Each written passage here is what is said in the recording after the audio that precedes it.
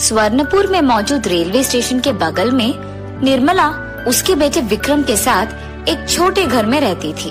बहुत ही मुश्किल से अपने बेटे को पढ़ाने के बावजूद वो घर पे खाली पड़ा रहता था, बिना कोई नौकरी और काम के, और हमेशा अजीब गरीब चीजों के बारे में सोचते रहता था। उसे ऐसे देख उसकी माँ बहुत दुखी होती थी, इसीलिए वो ही कोई भी काम काज करके उसका देखभाल करती थी। एक दिन जब वो काम कर रही थी, विक्रम उसकी माँ के पास भागते हुए जाता है। माँ, सिर्फ चिड़िया आसमान में क्यों उड़ते हैं? अगर हम भी आसमान में उड़ते तो कितना अच्छा होता। पंछी की तरह उड़ने के लिए इंसान के पास पर नहीं है। अगर होते तो हम भी आसमान में उड़ते रहते ना। तुम इन उटपटांग सवालों से मुझे परेशान मत करो, काम करने दो मुझे। इसे उसकी माँ उस पे गुस्सा करती है। डर के मारे वो वहाँ से चले जाता है। ये होकर बहुत दिन बीत जाते हैं। एक दिन जब विक्रम उसके घर के सामने मौजूद फूलों की बाग में घूम रहा था, तो उसे रेलगाड़ी वहाँ से गुजरते हुए नजर आती है। न जाने इस रेलगाड़ी के लिए धरती पे प्रत्येक स्थान क्यों दिया जा रहा है। वही अगर ये उड़ते होते तो इनके लिए प्रत्येक स्थान की जरूरत भी नहीं होती, और इस रेलगाड़ी का आवाज भी सबको ऐसे सुनाई नहीं देता। अरे हाँ, जिस तरह इस रेलगाड़ी का आविष्कार किसने किया है, वैसे ही अगर मैं उड़ते हुए रेलगाड़ी का आविष्कार करूँ तो सभी आश्चर्यचकित हो जाएंगे और जहाँ चाहे वहाँ रुक सकते हैं और चढ़ भी सकते हैं। तुरंत मुझे अपने दोस्तों से ये बात कहना होगा। ये सोचकर वो उसके दोस्तों के पास जाता है। अरे रेवंत, मैंने एक फैसला लिया है। मैं उड़ने वाली रेलगाड़ी का आविष्कार करूंगा। वो देख तुम सब दंग रह जाओगे।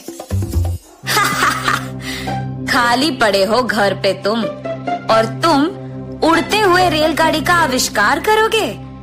उड़ता रेल होता भी नहीं है। उड़ते हुए रेल को तुम नहीं, कोई भी आविष्कार नहीं कर सकता। उसकी दोस्तों की बातें सुनकर वो बहुत निराश होता है और वहाँ से चले जाता है। घर जाने के बाद वो उसी उड़ते हुए रेलगाड़ी के बारे में सोचते रहता है। अपने बेटे को सोच में मग्न देख उसकी माँ उसके पास जाती है। अरे क्या हुआ बेटा, तुम ऐसे क्यों बैठे हो? माँ, क्या हम उड़ते हुए रेलगाड़ी का आविष्कार नहीं कर सकते हैं? मैं कुछ भी करके उसका आविष्कार करना चाहता हूँ। ऐसे अपनी दोस्तों की बातों को उसकी माँ को बताता है। बेटा, तुम क्यों इन फिजूल की बातों के बारे में सोच रहे हो? अपने वक्त का तुम गलत इस्तेमाल कर रहे हो बेटा, ये ठीक नहीं है। मैं अकेले इस घर को संभाल रही हूँ, अब तुम ही सोच लो, मेरी मदद करना है या इन उटपटांग चीजों के बारे में सोचते रहना है? सोचकर अपना फैसला मुझे बताओ।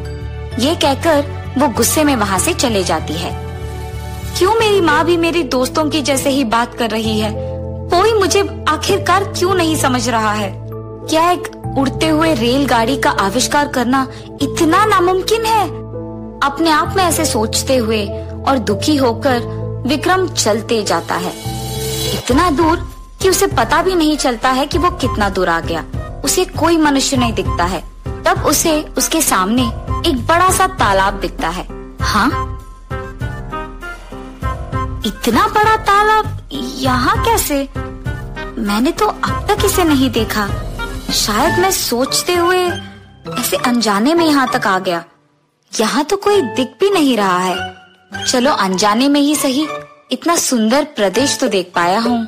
ऐसे सोचते हुए वो उसके चारों ओर देख ही रहा था जब उसे नीली रंग में चमकते हुए कुछ नजर आती है। लगता है वहाँ कुछ चमक रहा है, नीली रंग में। शायद वो एक महंगी चीज है। जरा पास जाकर तो देखूं। पास जाकर उस नीली चमकते हुए चीज को अपने हाथ में लेता है और तुरंत उस पत्थर के नीचे एक बिच्छू को देख वो चौंक जाता है। अरे बिच्छू, बिच्छू! ऐसे जोर से चिल्लाने लगता है। इतने में वो पत्थर नीचे गिर जाता है। तब वो बिच्छू विक्रम की ओर बढ़ने लगता है। उसे देख विक्रम वहाँ से भागने लगता है। रुको, मैं तुम्हें कुछ नहीं करूँगा। हाँ, ये क्या? बिच्छू बात कर रही है। वो पीछे मुड़ता है। अचानक उसकी आंखों के सामने बिच्छू को एक देवता के रूप में बदलते हुए देख विक्रम चौंक जाता है। डरो मत, एक मुनि की श्राप के वजह से मैं बिच्छू बन गई। कई सालों से मैं उस पत्थर के नीचे ही हूँ। अब बहुत साल बाद तुम्हारे कारण वो पत्थर का बोझ मुझसे हट गया और मैं अपना पुराना रूप पाई हूँ। ये सब सिर्फ तुम्हारे वजह से मुमकिन हुआ है। इसी खुशी में तुम जो चाहते हो मांगो, मैं उसका वरदान तुम्हें दूंगी।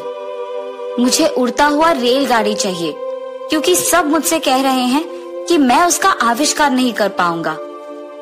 ठीक है, मैं तुम्हें एक उड़ते हुए रेलगाड़ी का वरदान दूंगी। ये लो, तुम्हारे सामने प्रकट होगा।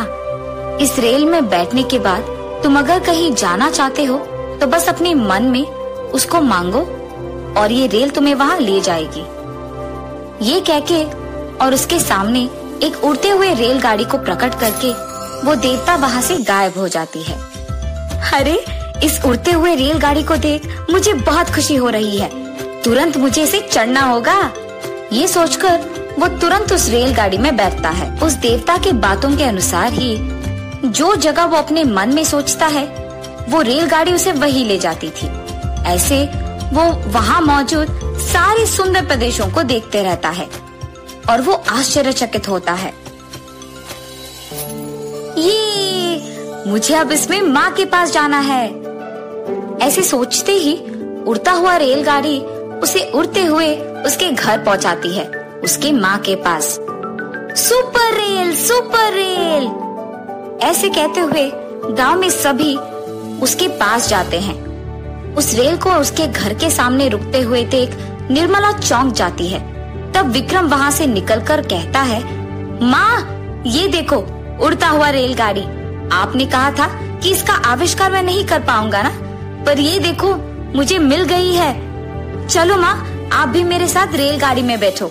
विक्रम, मुझे इस रेल चढ़ने का कोई इच्छा नहीं है। पहले ये बताओ कि रेल तुम्हें कहाँ से मिली? तब विक्रम जो कुछ भी उसको हुआ उसके माँ को बताता है। बेटा, इसका आविष्कार तो तुमने नहीं किया ना, ये तो सिर्फ तुम्हें अपनी खुशकिस्मत के वजह से मिली है। कम से कम अब से मेरी बात मानकर तुम एक नौकरी करो, तभी तुम खुश रह पाओगे। इतने में इन दोनों की बातें सुनकर सारे लोग उन दोनों के पास जाते हैं। अरे विक्रम, तुमने तो सच में एक उड़ते हुए रेलगाड़ी का आविष्कार किया है। तुम तो महान हो। अरे विक्रम, तुम्हारी माँ तो वैसे भी कह रही है कि वो ये रेलगाड़ी नहीं चढ़ेगी, तो क्या हम चढ़ सकते हैं? ठीक है, चढ़ो रेलगाड़ी। ये कहने पर सभी उस रेलगाड़ी में चढ़कर विक्रम के साथ गांव का पूरा सैर लेते हैं। सुंदर सुंदर प्रदेश देख वो सभी चौंक जाते हैं और बहुत खुश होते हैं। एक दिन जब वो उड़ रहा था अपनी रेलगाड़ी में तो ऐसे सोचता है, काश मेरी माँ भी मेरे साथ इस रेलगाड़ी में होती। अचानक उसकी माँ उस रेलगाड़ी में उसके बगल में प्रकट होती है।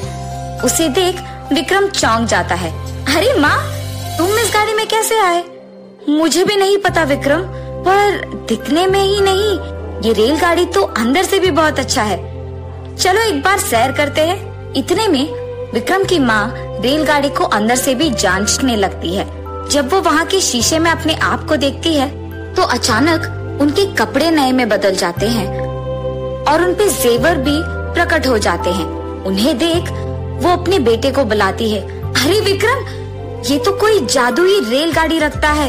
ये ना सिर्फ उड़ता है, पर ये देखो मेरे नए कपड़े और ये नए जेवर। अरे हाँ माँ, लगता है कि ये कोई जादुई रेलगाड़ी है। सामने भी कोई बटन्स है, उसको अगर दबाएंगे तो शायद अच्छा ही होगा। ऐसे वो रेल के सामने मौजूद बटन्स को दबाता है। उन कई बटन में से एक को दबाते ही खाना प्रकट होता है, किसी और को दबाने पर जेवर प्रकट होते हैं। ऐसे ही विक्रम और उसकी माँ उस उड़ते हुए रेलगाड़ी को चलाते हुए मोती और जेवर से उनका घर चलाते हुए बहुत खुश रहते हैं।